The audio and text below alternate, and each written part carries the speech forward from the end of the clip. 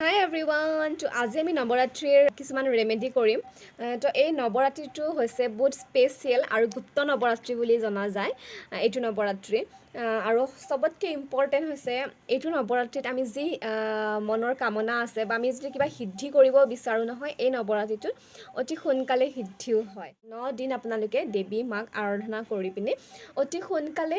fulfil কৰিব পাৰে চ' first হৈছে দুৰ্গা সপ্তশতী পাঠ যিসকলৰ যি প্ৰব্লেম আছে সকলোবোৰ আপোনালোকৰ সলিউশ্যন ইয়াতেই আছে দুৰ্গা সপ্তশতী পাঠ বহুতেই ইম্পৰ্টেণ্ট হয় নৱৰাত্ৰিত পঢ়াটো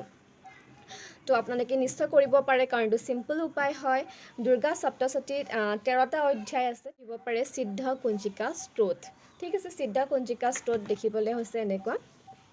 আপোনালোকে এইখনো পঢ়িব পাৰে পানী গিলাচ ল'ব কাঁচৰ গিলাচ হ'লে বহুতেই ভাল কথা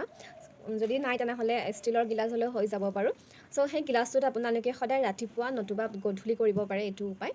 পানী গিলাচটোত আপোনালোকে এফৰ্ম কৰিব যে আপোনালোকৰ যিটো কাম হোৱা নাই সেইটো আপুনি পজিটিভত ক'ব যদি আপোনালোকৰ জবৰ কাৰণে লাগি আছে বা ইণ্টাৰভিউৰ কাৰণে লাগি আছে যিটোৰ কাৰণে হওক তো আপোনালোকে পানীখিনি যেতিয়াই আপোনালোকে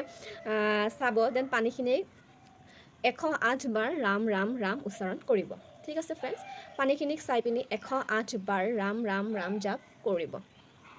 ঠিক আছে দেন সেই পানীখিনি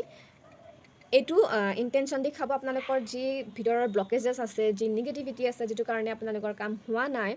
সেইবোৰ সকলোবোৰ হৈ গৈছে সেইটো ভিজুৱেলাইজ কৰিব সেইটো ইণ্টেনশ্যন দিব সেইটো ইণ্টেনশ্যন দি পানীখিনি খাব তাৰপিছত তাতে অকণমান পানী আপোনালোকে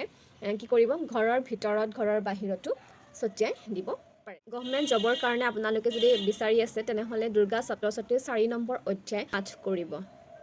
যিসকলৰ লিটিগেশ্যন প্ৰব্লেম চলি আছে বা কোৰ্ট কাছাৰী এনেকুৱা কাম চলি আছে আপোনালোকে সপ্তশতী পাঠৰ 3 নম্বৰ অধ্যায় পাঠ কৰিব ডিপ্ৰেশ্যন এনজাইটিত আছে তেওঁলোকে দুৰ্গা সপ্তশতীৰ 1 নম্বৰ অধ্যায় পাঠ কৰিব পাৰে আপোনালোকৰ কিবা উইচ আছে যিটো ফুলফিল নাই হোৱা যি ধৰণৰ হ'ব পাৰে পঢ়া পাতি ৰিলেটেড বা সকলো ধৰণৰ হ'ব পাৰে যদি উইচ ফুলফিল নাই হোৱা তেনেহ'লে আপোনালোকে দুৰ্গা সপ্তশতীৰ 9 নম্বৰ অধ্যায় পাঠ কৰিব